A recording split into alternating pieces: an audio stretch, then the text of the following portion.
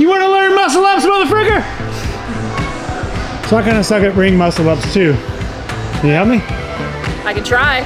Dude learns ring muscle ups. Put any questions you have for me in the comments. What's the Dow? Like, what are you doing? Why? Got it. People actually do that? All the time. Okay. Yeah. And why is that gonna mess you up? But why did that help us on the bar and not here? And how do people mess up this part? Whereas you were more at like a slant. Yeah. What's the risk? Like you get stuck and then like people get injured? Hey Lex, you mind turning it down? What do you mean by that? At the top? Why? How long should I be doing all this stuff, do you think? Why is that important to get this height right? Did you make any money from the last episode? I would be like, I'm skipping this spotter step. Talk me out of it. And why is that gonna screw them in the end? My hand will get stuck. What's happening? Yeah. So they're gonna be at the top of those rings. What do they do to get down? For the love of God, do not drop from the top. So what do I do? Have you done one before? Yes. I'm actually better at ring than I am bar muscle up. Is that normal? I think it's person dependent. I learned ring way before bar. I think you have to move your body less high on rings, but you also have to be stable on the rings. So. But by and large, from everyone you've seen, is there a one that's easier than the other? Most people learn bar first. Really? Yeah. Okay, so I think let's make this video where you need to probably go watch the bar one. Yeah? You want to talk about the differences? Yeah. Okay. So what is the difference? Well, there's a lot of differences. What's the key thing? Like if you had to boil it down? How come I can't just jump on the rings and do everything you said in that other video here? Because the rings move and the bar doesn't. So you have to put your body in different positions in order to, one, have the rings in the same place or in the right place, two, not have them swinging too far. I guess it's really just two. Okay, so maybe that was a dumb question, but do you find that a lot of people end up approaching their rings the same way they do a bar? Yeah. I mean, it makes sense. Like they're both muscle ups, so people will try to apply the same cues to both, but there's actually some like really important differences between the two. Okay, before we talk about those important differences, I know for sure that you got to hold that differently. Hold. There's a technique, what's it called? The false grip? Do you do that for kip? No, I don't. Do people do it? Some people do. I would recommend trying not to. Why? Because it shortens your kip position, so you can't open up into as long of a kip.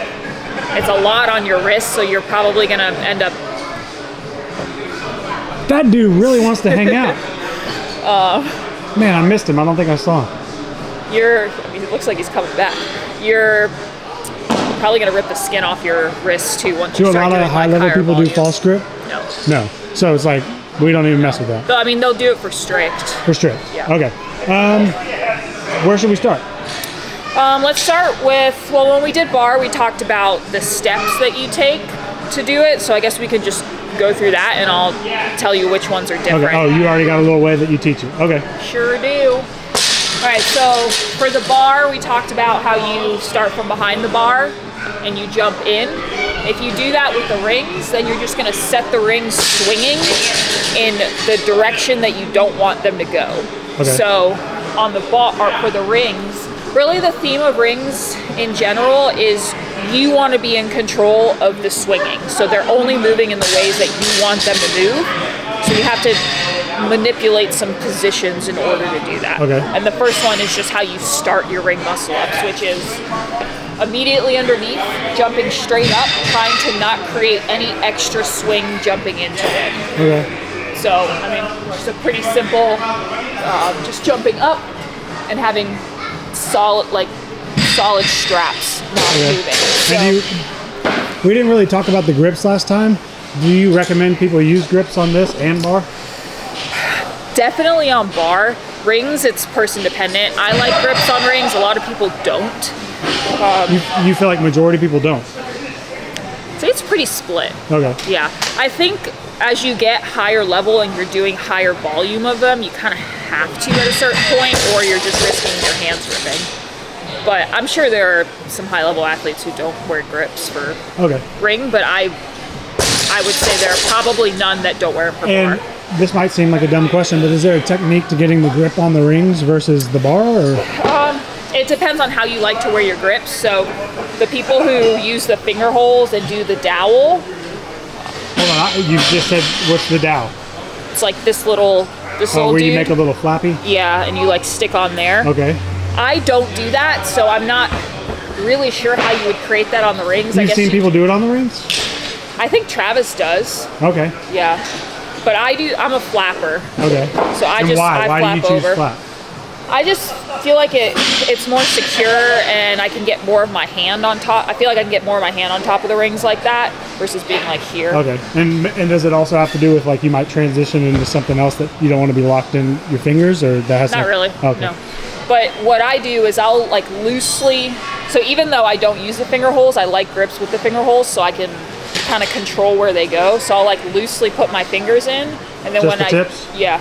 Yes. And then when I jump. I'll kind of like let them go. All right. Over. Show me. A good old flap. All right. Okay, next step. All right. Well, kind of the same step. When you jump up and the rings are still, you want to swing your legs forward into kind of like similar to the pike position that we did before, and that's how you're going to initiate your backswing. Okay. But you want to be careful not to do that with ring swinging. So what you don't want to do is come from behind and go, and then the rings are already swinging forward. Okay. You want them to be as like straight as possible, and then you swing your legs. So that was all one step, or you just did a lot of things? Basically the first step is jumping up and swinging your legs forward. So just show me that then.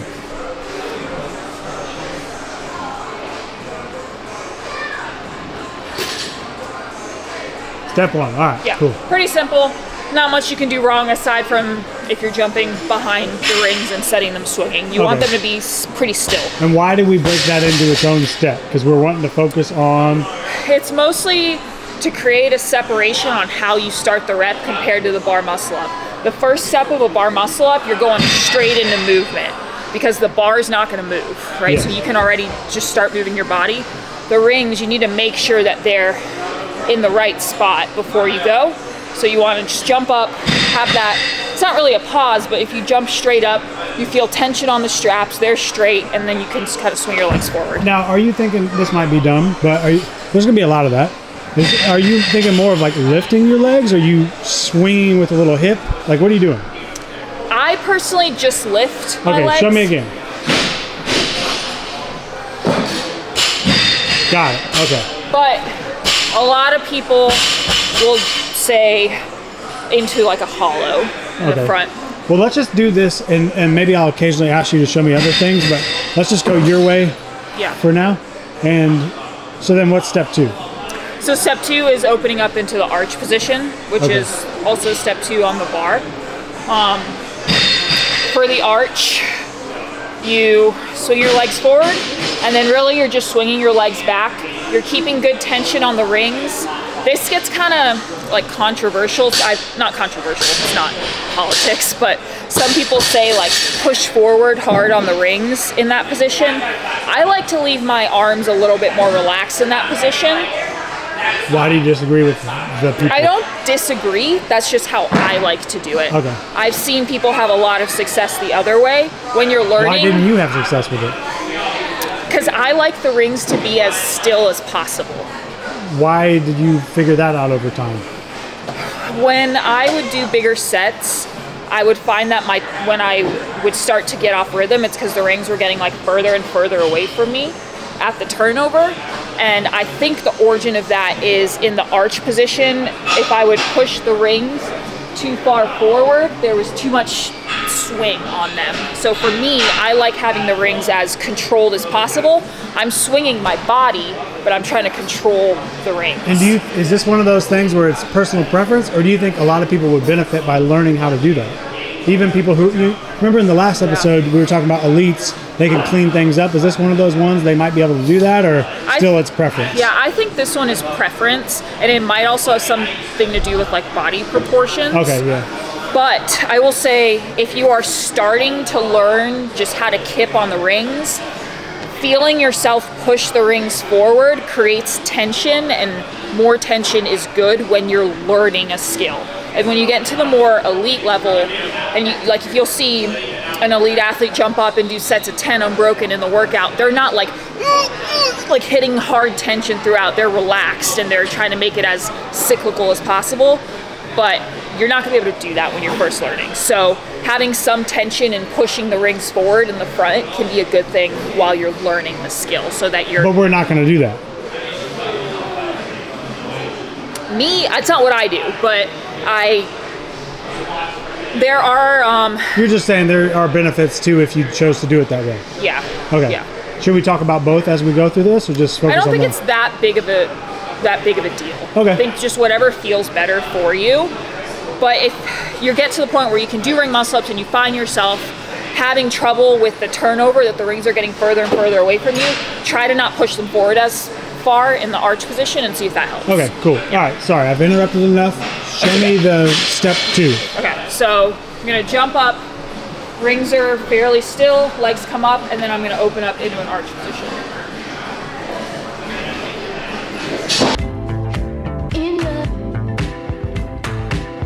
All right, and is there any ways people mess up the bringing the legs back part? Not opening up all the way into the arch, like as much as you can, I think is a mistake. People will kind of shorten that position because they're like rushing the other direction. But you want to get as long as possible there. When you are cycling them, that's like I call it the slow part of the movement, where you want to like spend time and reload, and then you're fast through the rest of it. Or being really loosey-goosey in the arch position, which you don't have to be like perfectly toes pointed, everything really tight. Like I just said, that's not how elites do it. But when you are learning, there's benefit to creating that a lot of tension, so you feel the position. Obviously, as you get better, you probably need less. Yeah. You could probably manipulate it with your body. You'll start to like tweak it more to what makes sense for you as an athlete. But for right now, getting that big swing is going to give you more power to learn. Okay, Right. so they just shorten it, and that would be the mistake. Shorten it or be like way too loose and broken with it. All right, what else? So after that, when you're coming out of the arch position, you're gonna go into the front position, the hollow, which you also hit that in the bar muscle up, and this is a big difference. So the first big difference was how you start the rep, right? Okay. On the bar, you jump in, on the rings, you jump straight up. The arch position is pretty similar. Now how you rise into the rings is different. So for the bar, you want your feet or your knees to be the first thing that comes up really high to give you height.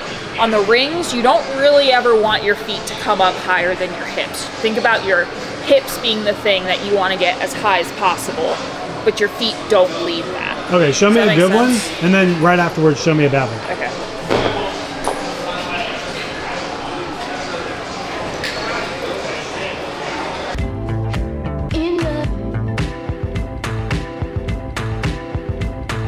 So that was the hip opening.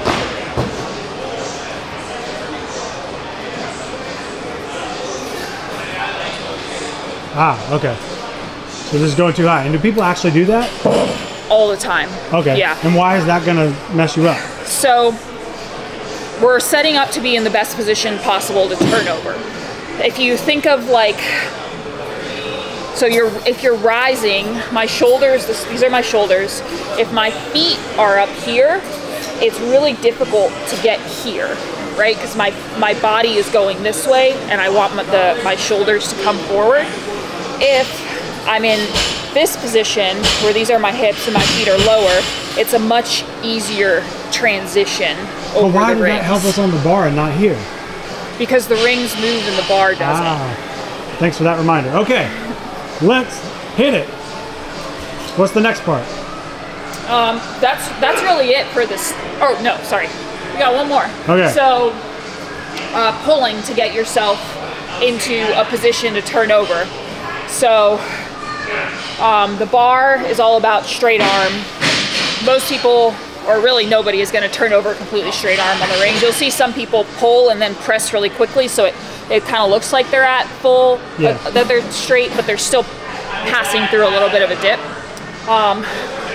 We want to get our shoulders as close to the rings as possible with our pull, but setting up the rest of your body line to be in that position that I just talked about, where so these are your shoulders. Can you maybe just show me with your body instead of that real quick, just so I can see?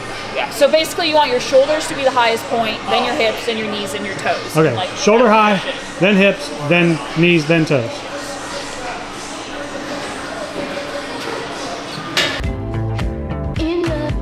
So shoulders, hips, knees, toes. Shoulders, hips, knees, toes. Okay, I got you. So what you'll see a lot of people do. So what were you doing to get in that position?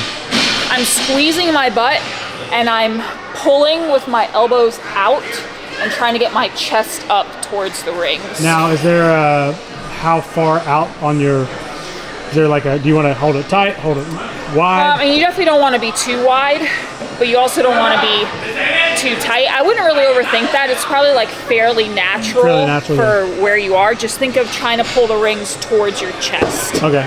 Shoulders, chest area. And is there like a target you're trying to hit? I mean, just as high as possible. Okay. And I mean, if you can get your chest to touch the rings, then you're definitely high enough to turn over from there. Okay. And how do people mess up this part? So, getting too horizontal on the pull makes it a lot harder to turn over. It's kind of what I talked about before. Show me what that looks like. It might take a few tries to get this right. It's okay.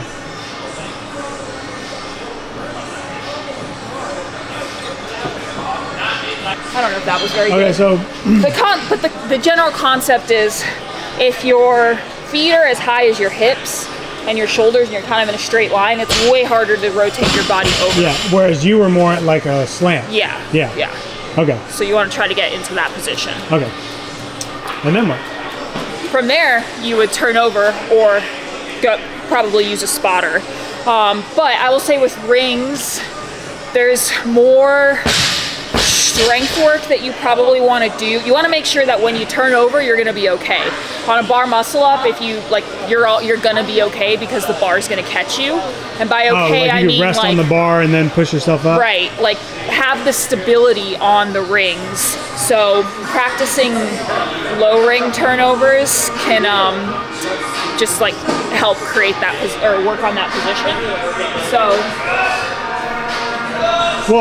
But you're saying like there's a risk here. So where on the bar you get stuck, you can kind of rest there. Where here, what's the risk? Like you get stuck and then like people get injured? Yeah, they get tweaky, the rings can do all sorts of stuff, and if you don't have stability in that, because it's a fast turnover, you're whipping yourself into, most people, they're catching super low in their dip. Do you want to ask her to turn it down? I think Lex turned it up. I'm sure she'd turn it down. Lex, what are y'all about to do? Lex, what are y'all about to do? Does it have to be bumping, or y'all can be elite athletes with? It's okay. Hey Lex, you mind turning it down? All right.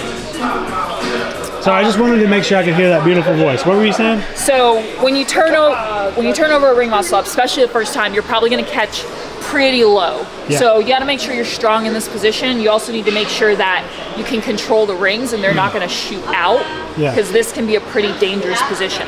On a bar, the bar's not going to move, right? So there's not really much that can go wrong there. Yeah. But you want to make sure. Not saying that it can't, but most likely. But rings, there can be quite a bit that can fall through. So if I might fall into that camp, should I be doing this well ahead of time, or before I even? So ring stability work you can always be doing. So like top of the ring support hold, bottom of the ring support hold. I like doing top of the rings with pulses, so you're controlling the rings that are moving.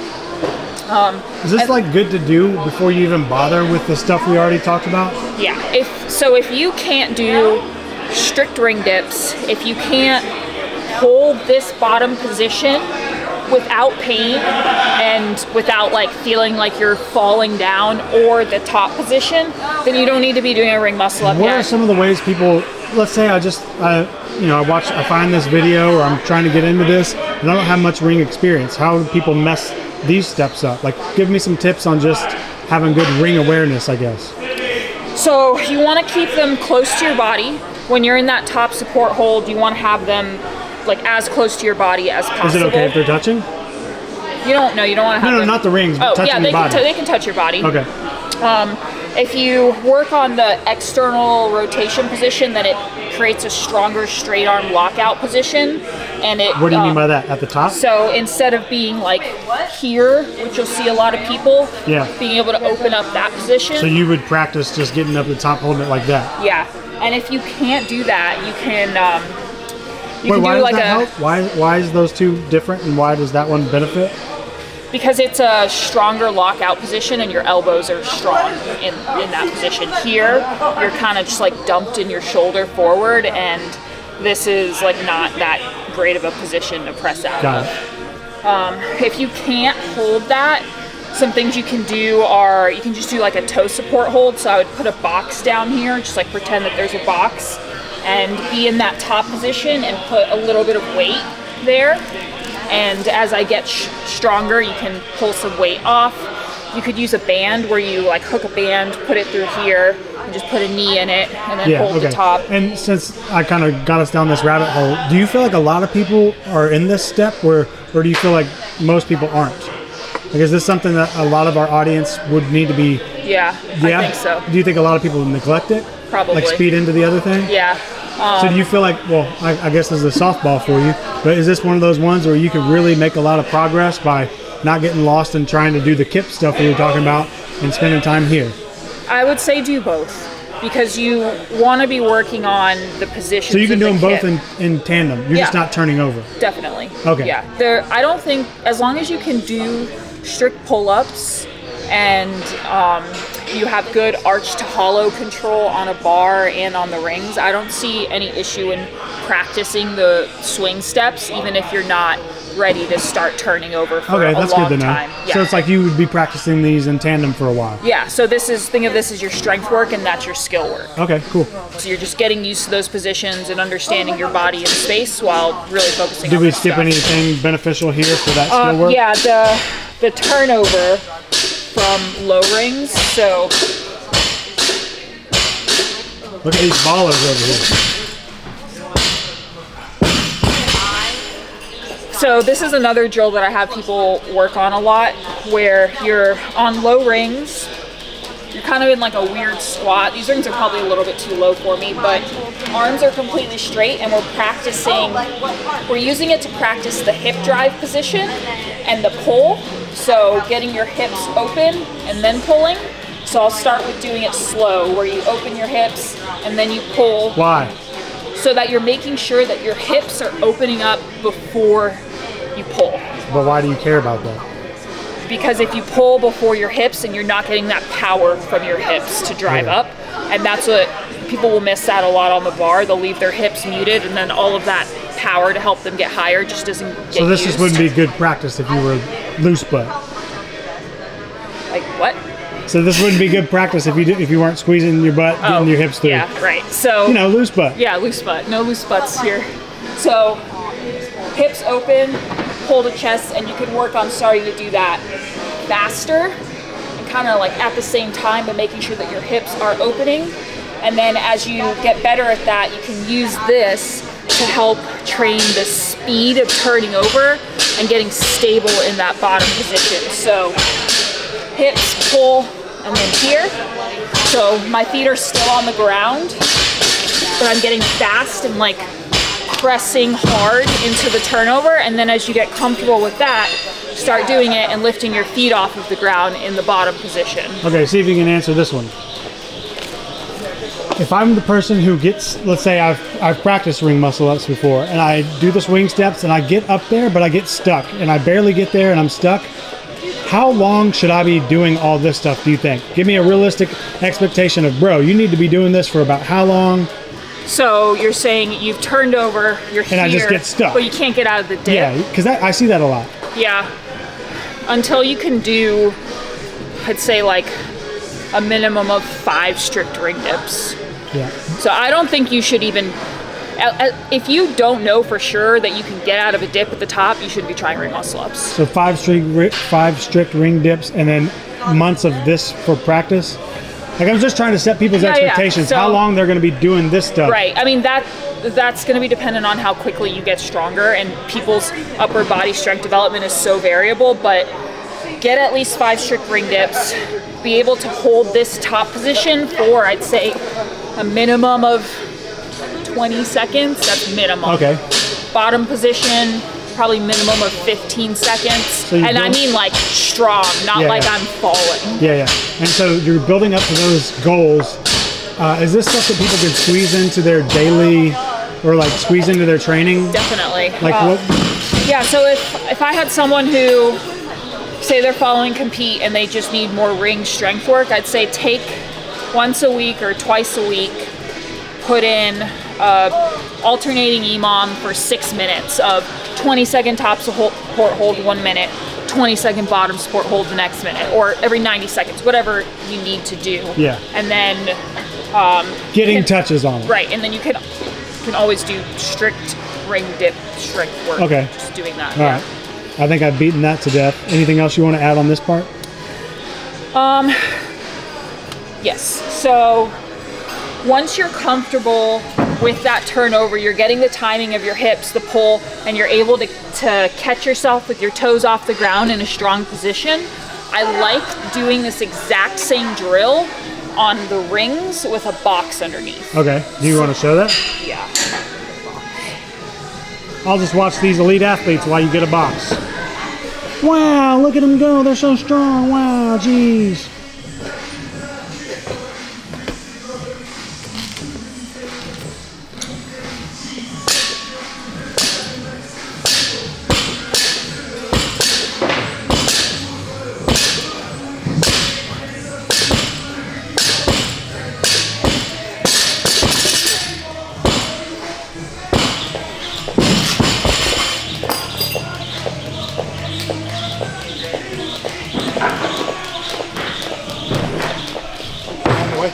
No, you're good.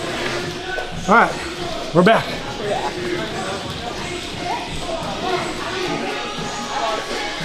So right under the rings? Right underneath the rings.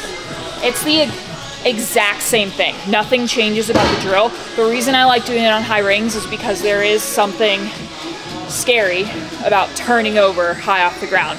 So if you accumulate reps here, it becomes more natural when you are going for your rep, or when you're ready to try a full rep. You lose some of that like insecurity about being that high off the ground. So the exact same thing. I would start with just the hip drive and pull, hip drive, pull, turn over. I probably would need like some plates. Yeah, it's just a little low. So how high do you want it then? Like what's the goal there? Because a lot of people will probably just go grab a box and do exactly what you just did. So what's right? What's the idea? I need more plates. You want to go get them? Sure. I don't know. Do you want me to go get them? Well, because I feel like a lot of people will mess this up. Yeah. Okay. And back to our elite athletes.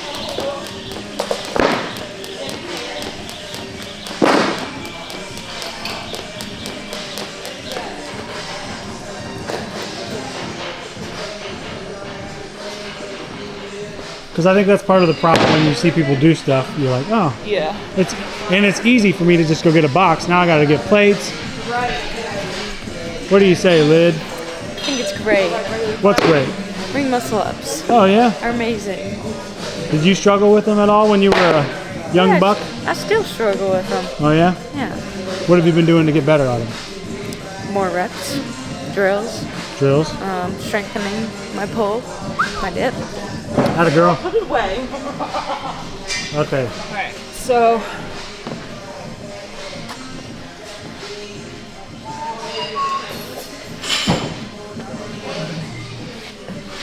Yeah, so my hips are like, I don't know how far off.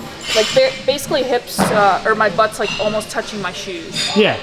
So from here, you would go, start with just the hip, and then hip and pull, hip, pull. And then you can also start practicing dipping out from the top if you want. Okay. And now, why is that important to get this height right? Because if people did the drill without the height being right, what would happen? You would probably not be getting the pull into the right spot, and you would be using too much leg to turn over versus the hip drive and the pull timing. And so it would almost be wasted practice? Yeah, it just wouldn't be as, it wouldn't mimic the feeling of turning over as much. The whole point. The whole point. Okay, cool. So what now? So then from there, once you know that you can dip out from the top, you have the swing steps down, you're consistent with those, start doing spotted reps. Okay, so let's actually backtrack real quick. I know one of the things with the bar muscle up, and like we said, you should watch that video first, is during each step, we had how many here on the rings? Three swing steps.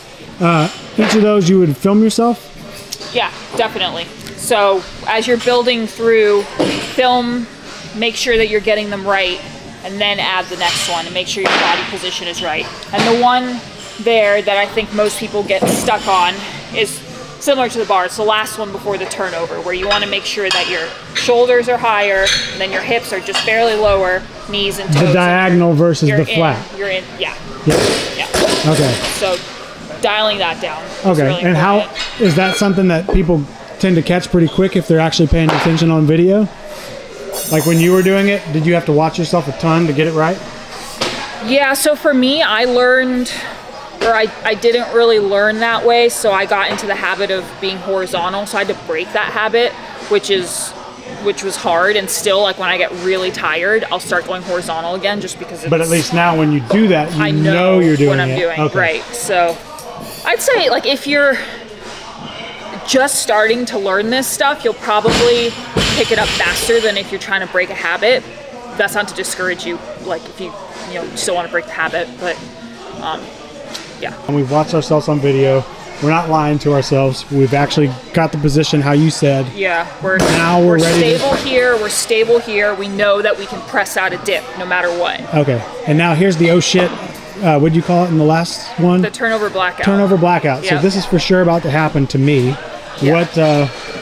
This is where you get a spotter and you just accumulate reps until you're super comfortable and you can feel yourself hitting those positions even when you're turning over. So, Ashley's here again. If only we had a spotter. Should we get Ash again? Ashley, are you warmed up for a ring muscle up with a spotter? Nice. All right, everybody, get your dollars ready. So, all on me. Did you make any money from the last episode? Not yet.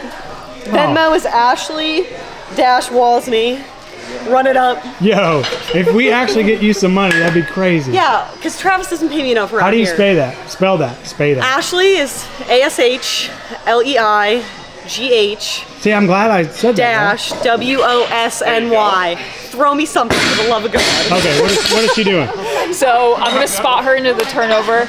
It's similar to the bar. I'm gonna have one hand underneath her hamstring, one on her like mid back, and once she hits that hip drive position in the pull, I'm gonna lift a little bit and rotate her over the top of the rings. Okie dokie. And then she's controlling herself here. So that's why you need to make sure you're strong in that position before you do this, because I'm not really able to help her once she's here.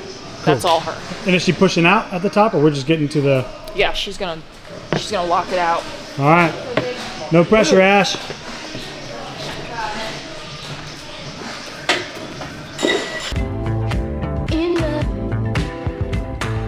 Wow. Like butter, baby. What a squad. Thanks, Ash. Thanks. And then, so how long does that phase usually take? And how do you know if you're doing it right? Like, so...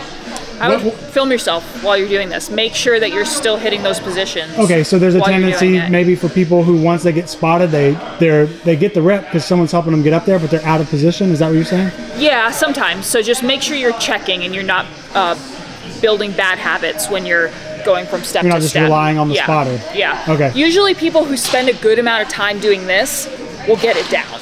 Yeah. But try not to rush out of here and be like, I really want to get one. Make sure that when you're doing this, your body awareness is just as good as when you were just doing the swing steps. You can feel yourself hit the hip drive, have that pull to shoulder, have your shoulders high, and then the turnover, you're still pulling into it, but they're helping you.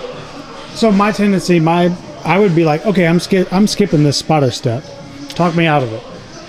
You're probably not going to hit the right positions skipping it. Maybe you'll get a muscle up, but your ceiling's going to be lower if you don't have the right positions. Okay. So I would just spend some time here, feel comfortable.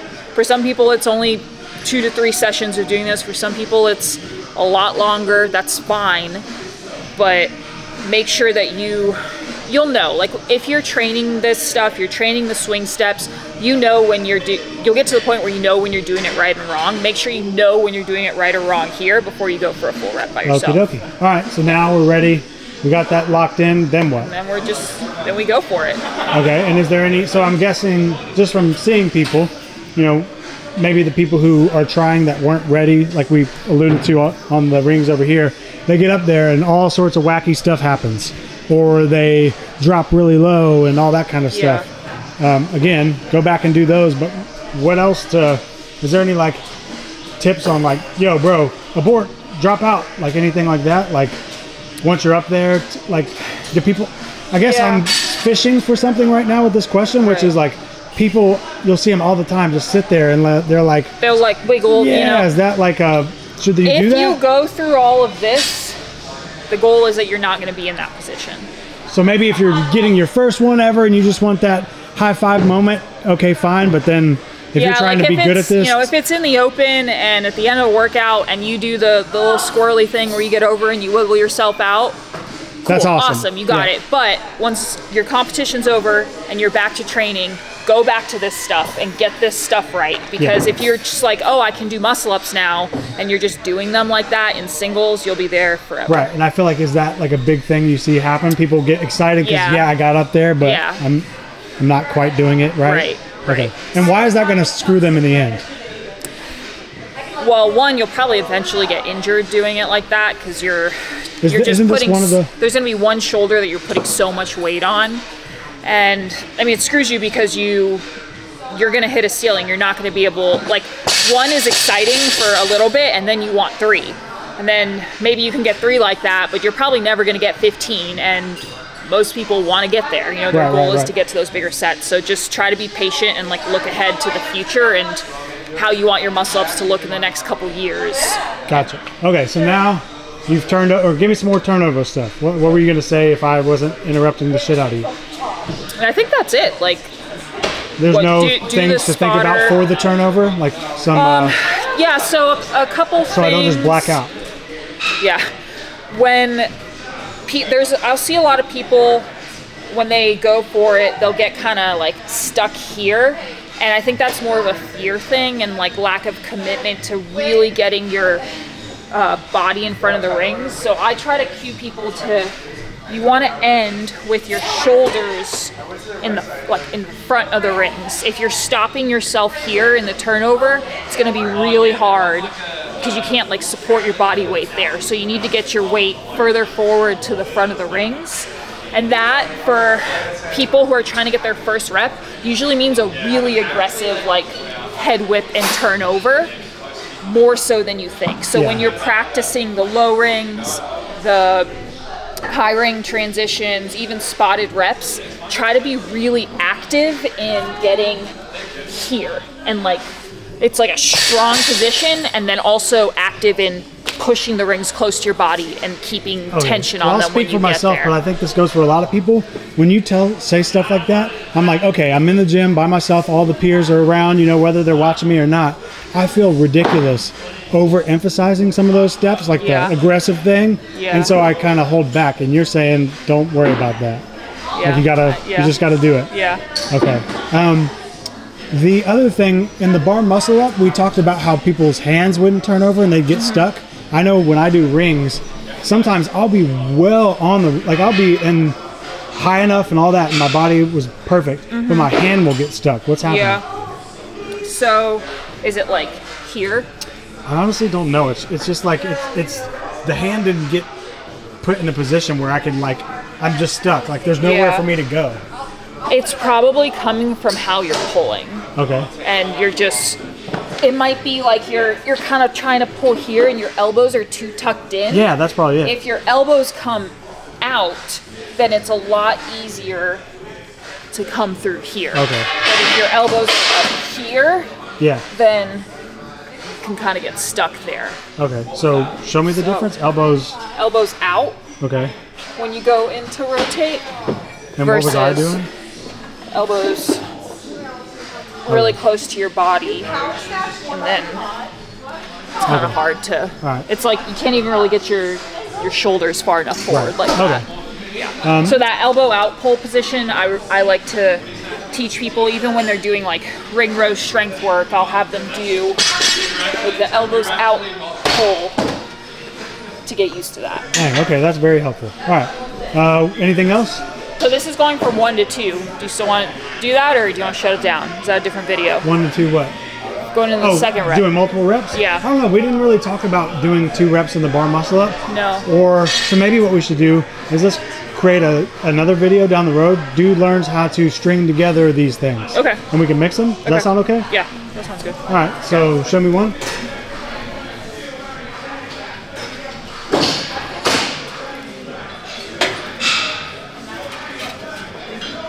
All right, and is there anything special about the press, like, or is it just a ring dip? Like, because I assume that when you're doing ring dips, ideally they're probably a little more sturdy. They're moving around. Is there anything to think about special? Yeah, so that's definitely gonna vary on the level of athlete. So if you're just learning one, don't worry too much about speed of the ring dip. Just worry about getting here, being stable, and then most people from there on their first one are just gonna strict press out of it. That's fine. You do want to get to the point where you can kip out of it some, which there's different ways to do that. So an easy kip out, I'd say this is more of a beginner intermediate level, is you receive here and your feet are below, and you're just gonna pump your knees up, and as you pump your knees up, you're pressing up. So what you want to avoid here, which a lot of people do, is they'll start moving up, get like halfway through their dip, and then like kind of kick down to try to get like the last bit of the dip, but you're working against yourself there because you're starting to like push down. So I tell people to keep your knees up until you finished your dip. Okay, show me that if you can. I know it's not ideal here. The bad one? Or one? can you do it up here with maybe the box if you need to? Show me the kip that you were talking about. Do you want a good one or a bad one? Show me the good kip. Okay.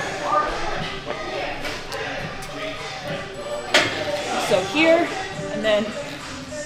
Okay, and then now show me the bad one. The bad one would be like, I start going, and then I'm like kicking my feet down. Why do you think people do that? Is there like, is that an advanced move that they just don't have? I don't really know why they do it, but I used to do it all the time. It's just like a reaction, I guess, because I would just like get stuck, and then I'm like, I don't know. Okay. I don't know what the reasoning is, but I did it too. So that's the simpler one, and what most people will do when they're learning, building reps. As you get better and more efficient in them, you want to work on that swing back dip, which eliminates the pause at the bottom of the ring. So you turn over, and then as soon as you turn over, your feet are already coming back behind you, and you're using that momentum to push yourself out of the dip. Does that translate more into we're trying to link them? Yeah. Okay. Yeah, so I think that's more for later. Yeah, we'll do it later. Yeah. I do have another question though. So a lot of people are going to do this. They're ideally getting their first one, or they're trying to practice getting their first one in a better form, and they can't link them yet, let's say. So they're going to be at the top of those rings. What do they do to get down? For the love of God, do not drop from the top. So what do I do?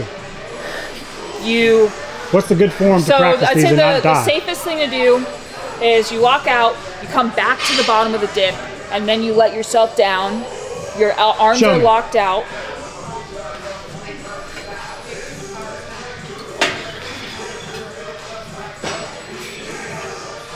Cool. Safest way. Why are we doing that? Because you'll get excited, and then you'll just let go, and it's a long way to the bottom. Yeah. I've seen people actually mess up their feet and their knees because they Yeah. You just don't think it's that big of a drop, and then Right. the next thing, you're not bracing for it. So Yeah. little softball question there to save some knees. Yeah. Cool.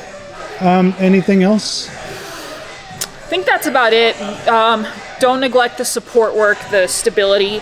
It's really important to make sure that you're not hurting your shoulders when you're doing this. Okay. Well, I think we probably obviously could have forgotten some stuff in the bar muscle up and the ring here, but if people put questions down below, you'll answer them. Ask questions All right, and then we'll do the next video some other day. some other day. All right, See thanks. ya.